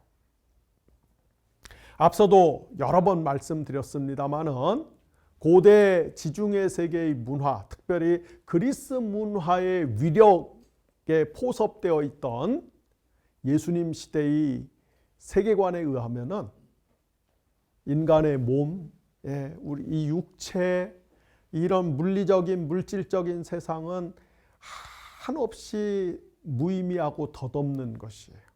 이거는 열등한 그런 것들이에요.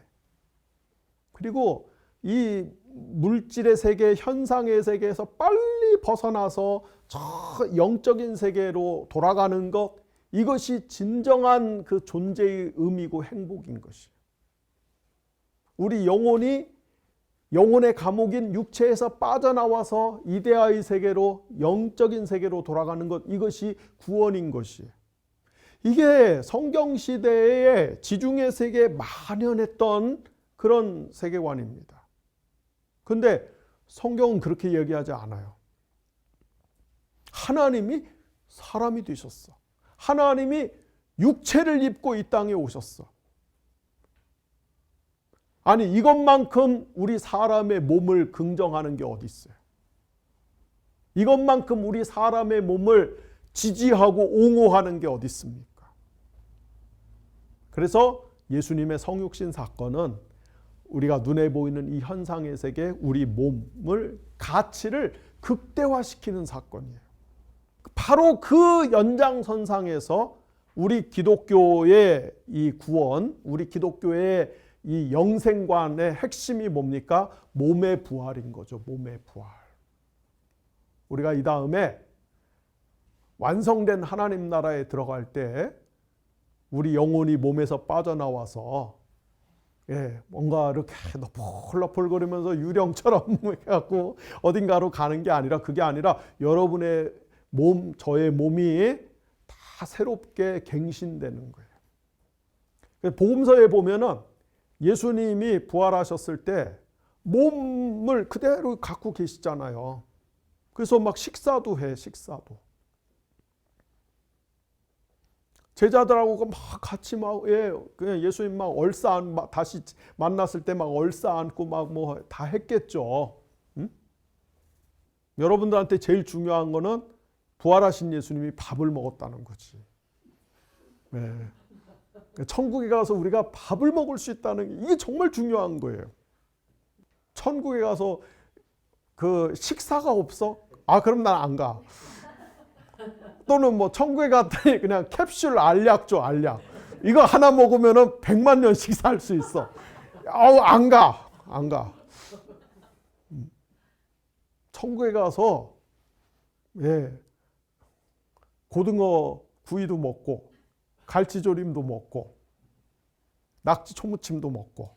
왜냐하면 예수님이 그 제자들 갈릴리에서 고기 잡는데 거기까지 찾아가서 생선 잡아서 그러니까 천국은 확실히 이렇게 그 해산물이 많을 가능성이 있어요. 몸의 부활. 그런데 예수님은 그 시공간의 제한을 안 받고 돌아다니시잖아. 막 벽을 막 그냥 지나다니시고 갑자기 출현했다 갑자기 사라지고. 그래서 우리의 현재의 몸과 일정 부분 연속성이 있는 것 같으면서도 우리의 현재의 몸과 완전히 전혀 질적으로 다른 새로운 몸. 그게 뭔지는 모르지만은 그러나 예수님의 부활체를 통해서 우리가 충분히 짐작할 수 있는 갱신된 몸, 새 창조된 몸. 이게 우리 부활의 실체라는 것이죠. 또 같은 맥락에서 뭡니까? 종말에 완성될 하나님의 나라는 우주가 갱신이 되는 거죠. 우주가 갱신이 돼. 더 이상 악과 고난과 죄와 죽음이 지배하지 않는 하나님의 충만한 생명이 지배하는 그 우주로 갱신이 되는 것이죠. 그것은 우리의 상상력을 훨씬 더 뛰어넘는 그런 너무나 멋진 곳이겠죠.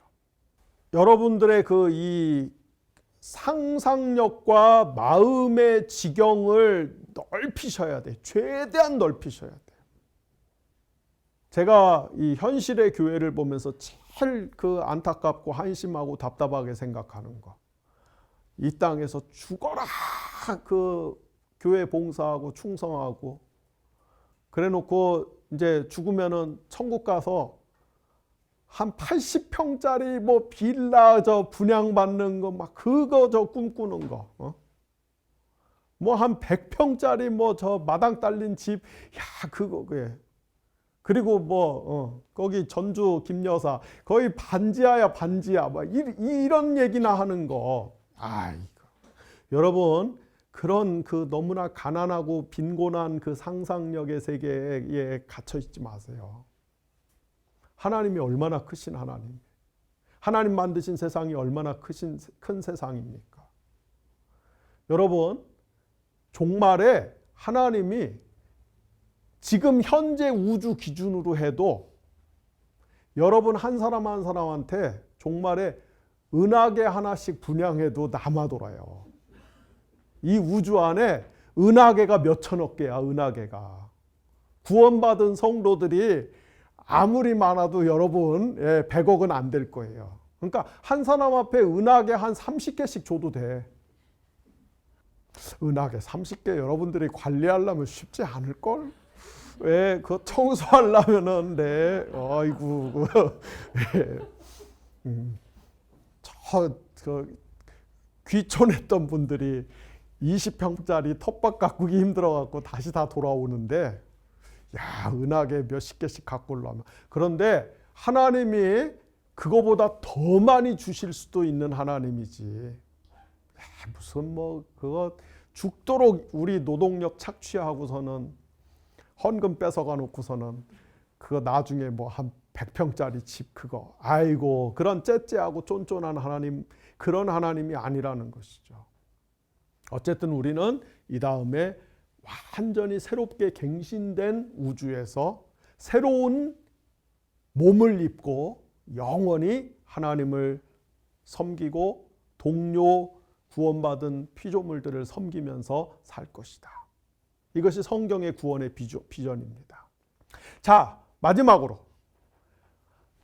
하나님이 사람이 되신 가장 중요한 신학적인 의미는 하나님이 성전의 의미를 성취하신 사건이라는 거죠.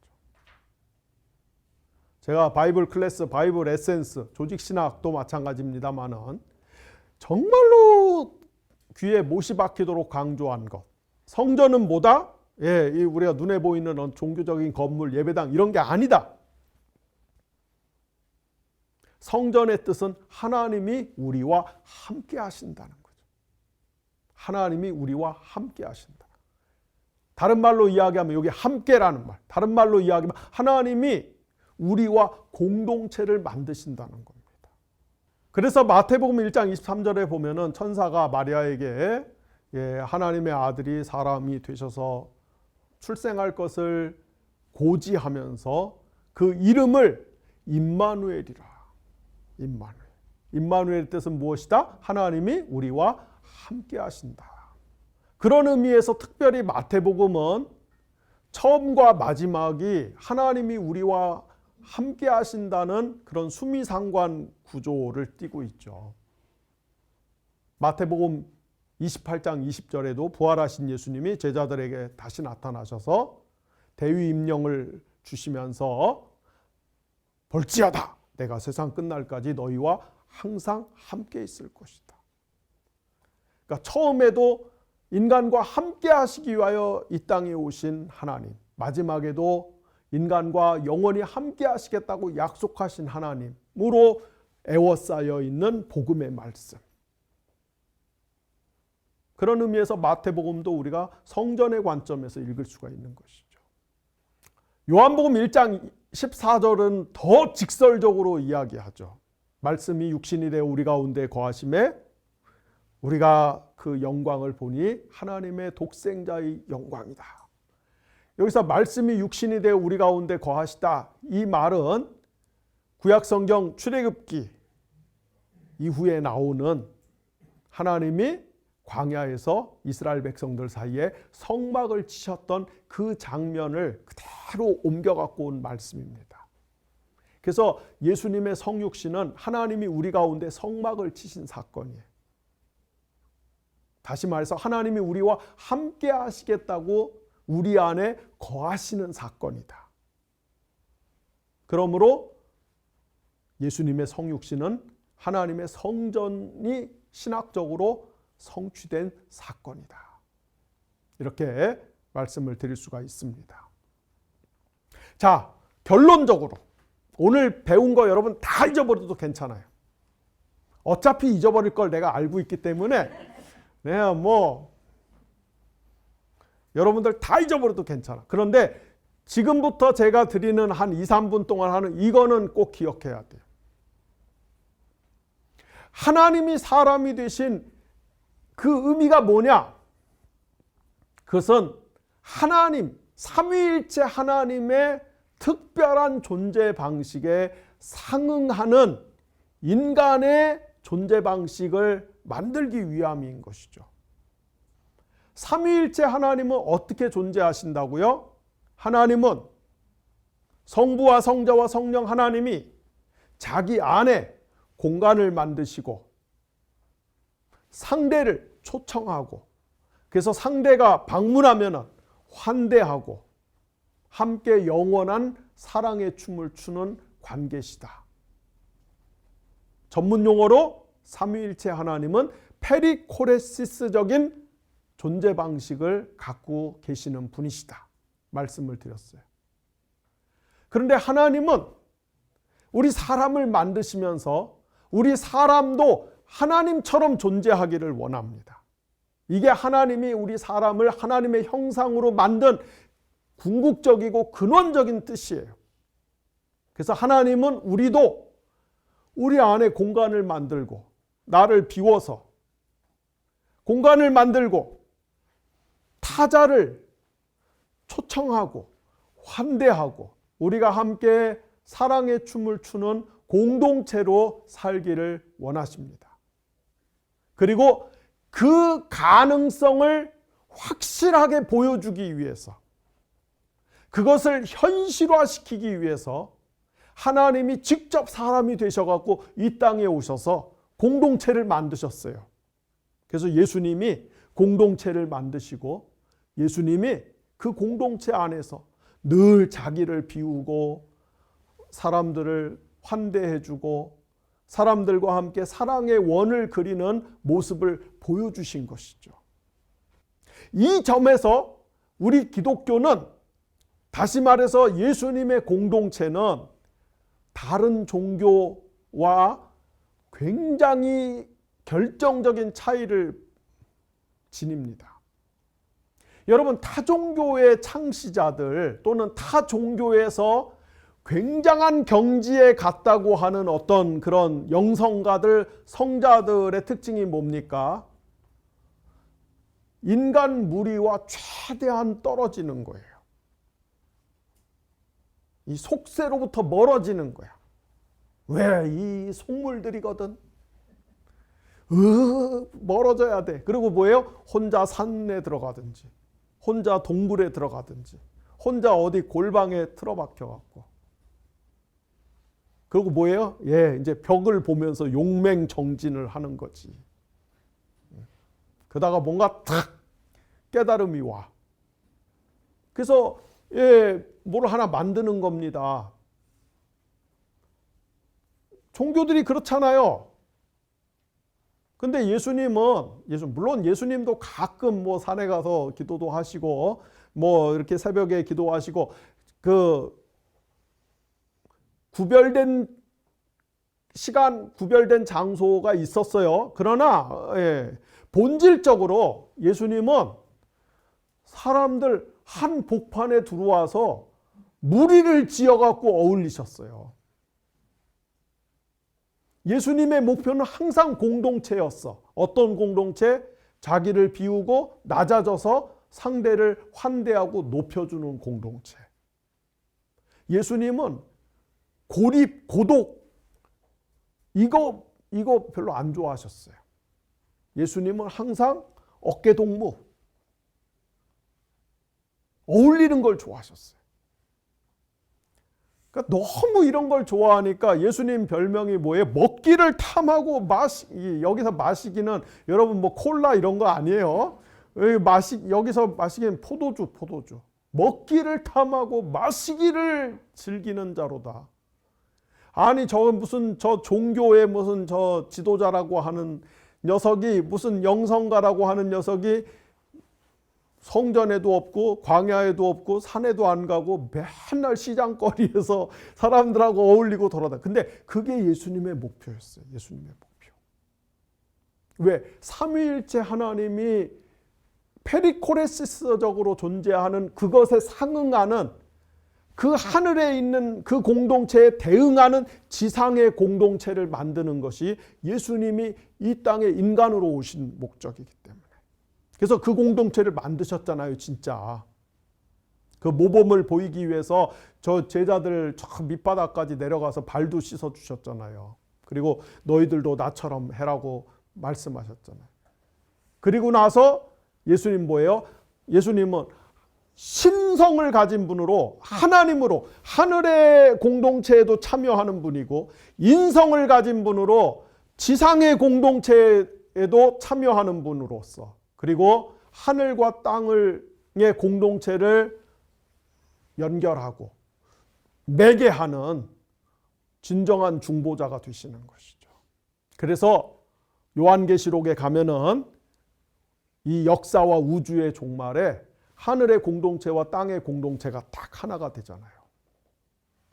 요한계시록 20장에 가면 그렇잖아요. 땅에 있는 이 공동체, 예수님 만드신 이 공동체, 우리가 교회라고 부르는 것. 이 교회는 원래 뭐예요? 나를 비우고 낯선 타자, 적대적인 타자까지도 환대하고 사랑의 춤을 춰야 되는데, 근데 현실의 교회는 뭐예요? 교회 안에서부터 막 같은 편도 후드려 펴고 막 그냥 못 잡아먹어서 안달이야. 이게 지금 교회가 아닌 거죠. 근데 어쨌든 불완전한 그 공동체. 그럼에도 불구하고 예수님은 이 공동체를 종말에 하나님의 완벽한 공동체 존재 방식에 일치시키고 연합시키시죠. 그것이 갱신된 우주에서 완성될 공동체입니다. 여러분, 이게 구원이에요. 이게 구원. 우리의 기독교적인 구원은 절대 나 혼자 구원받는 게 아니에요. 우리 가족들, 내 자식들하고만 구원받는 게 아니에요. 어린 양의 피로 깨끗함을 받고 어린 양의 뒤를 따라가는 수많은 인류가 거대한 공동체를 이루어서 하나님의 존재 방식에 딱 합치되는, 그것이 우리의 구원입니다. 바로 이 목적을 위해서 하늘의 존재 방식을 갖고 계신 하나님이 이 땅에 하나님의 존재 방식과 상응하는 새로운 인간 공동체를 만들기 위해서 인간이 되셔서 오신 사건, 그것이 성육신의 사건이다. 여러분, 이것은 꼭 기억하시기 바랍니다. 기도하겠습니다. 하나님 아버지, 감사합니다. 오늘 조직신학이 드디어 20과에 이르렀습니다. 아직도 가야 될 길이 많이 남아있지만은 여기까지 인도하시고 이끄신 하나님을 찬양합니다. 앞으로의 여정에서도 하나님이 도와주시고 힘을 주시고 지혜를 주시고 모든 선한 환경과 여건을 허락하여 주셔서 저희가 하나님이 주신 신학적인 지혜들, 신학적인 깨우침들, 신학적인 배움들을 더 심화시켜 나가는 데 있어서 하나님 순탄한 여정들이 보장되어질 수 있도록 도와주시기를 원합니다. 하나님, 3월 둘째 주입니다. 우리 대한민국이 위기의 대한민국입니다. 대한민국뿐만 아니라 온 인류 전체가 몸살을 앓고 있습니다. 하나님, 저희들 모두를 불쌍히 여겨주시기를 바랍니다.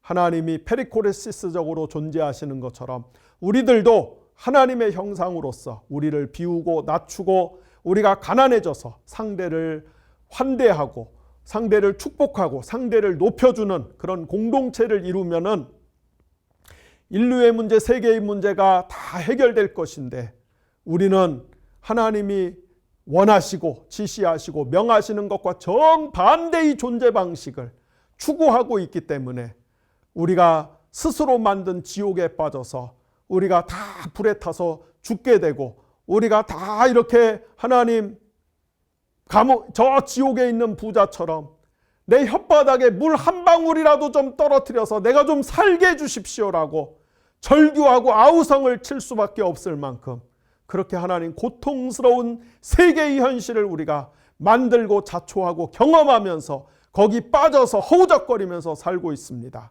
하나님, 저희들 불쌍히 여겨 주시옵시고 우리가 이 욕망의 노예가 되어서 죄의 노예가 되어서 사는 이 거짓된 사탄적인 존재 방식을 청산하고 하나님이 우리에게 요구하시고 기대하시는 거룩한 삼위일체 하나님의 존재 방식을 추구하며 살 수 있도록 하나님, 새로운 믿음, 새로운 지식, 새로운 마음, 새로운 용기들을 저희들에게 허락하여 주시기를 원합니다. 다시 한번 간구합니다. 위기의 대한민국을 살려주시기를 바랍니다. 우리를 구원해 주시기를 바랍니다. 이 나라가 이대로 저 하나님 절멸의 상태로 빨려 들어가는 것이 아니라 다시 그것을 박차고 일어서서 희망찬 미래를 만들어갈 수 있도록 성령 하나님, 이 땅에 정의가 실현되게 하여 주시고 모든 굽은 것들이 바로 잡힐 수 있도록 도와주시옵시고 하나님의 뜻이 하늘에서 이루어진 것처럼 땅에서 이루어질 수 있도록 은혜를 더하여 주시기를 원합니다. 대한민국이 자살 세계 1위입니다. 우울증 공황장애도 너무나 많습니다. 하나님, 그 외에도 다들 죽겠다고 아우성이고 한숨을 쉬고 하나님, 지옥에 근접한 나라가 되어 살고 있습니다. 주여, 저희들 불쌍히 여겨주시고 하나님, 우리들 고쳐주시기 바랍니다. 우리들 치료해 주시기를 바랍니다. 우리들 살려주시기를 바랍니다. 그리고 하나님, 저희들에게 참된 지혜를 허락하여 주셔서 이 문제의 근원들을 근본적으로 해결해 나갈 수 있는 그런 안목과 식견과 능력들을 허락하여 주시기를 원합니다. 무엇보다도 교회가 제일 앞장서 갖고 이 나라를, 이 세상을 지옥으로 만들고 있는 이 현실을 우리가 회개합니다. 하나님 용서하여 주시기를 원합니다. 교회가 제일 증오를 뿜어내고 있고, 교회가 제일 폭력을 선동하고 있고, 교회가 제일 앞장서 갖고서 탐욕과 이기심의 노예가 되어 살고 있는 이 죄를 회개합니다. 하나님 용서하여 주시기를 원합니다. 하나님 그릇된 신학들, 나쁜 신학들, 하나님을 믿는다고 하면서도 우리가 만들어 놓은 바알과 아세라 우상을 섬기는, 탐욕의 신을 섬기는, 제국주의의 신을 섬기는 이런 모든 죄를 회개합니다. 용서하여 주시옵시고 한국교회가 환골탈퇴 갱신되어질 수 있도록 하나님 저희들의 마음을 새롭게 하여 주시기를 원합니다. 제발 불쌍히 여겨주시고 살려주시기를 원합니다. 도와주시기를 원합니다. 하나님의 은혜가 아니면 우리가 한치도 앞으로 나아갈 수 없사오니 하나님 저희들 손을 붙잡아 주시고 수렁에서 건져주시기를 원합니다. 예수님의 이름으로 기도를 드렸습니다. 아멘.